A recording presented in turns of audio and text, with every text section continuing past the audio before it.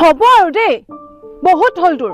সৰু কথা এটাকে এতিয়া ডাঙৰ কৰি আছ একো ডাঙৰ কৰি থকা নাই মই জাষ্ট চিম্পলি সুধিছোঁ সেইদিনা তই ঘৰলৈ কেনেকৈ আহিলি কাৰণ তইতো মোৰ ফোনে ৰিচিভ নকৰিলি আৰে আহিলো না মই ঘৰলৈ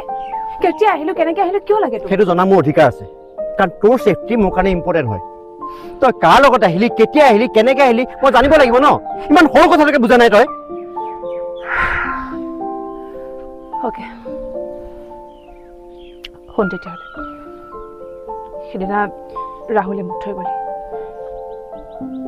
ৰাহুল মানে তোৰ এক্স তই কেতিয়া আহিলি সেইদিনা ঘৰলৈ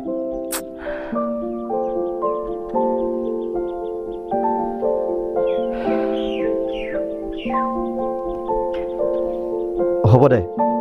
সি ঘৰত থৈ যোৱাটো কি ডাঙৰ কথা আৰু তহঁতিতো অলৰেডি মোক ফোন কৰিছ আৰু মইতো তোৰ পাছটো ধৰি থকা নাই নহয় চাহ চাহ আই এম চৰি মই তোক খং কৰি পালোঁ নহয় আই এম চৰি কিন্তু কিয় মোৰ ভুল হৈ গ'ল মানে মই পাছদিনা ৰাতিপুৱাহে ঘৰলৈ আহিছোঁ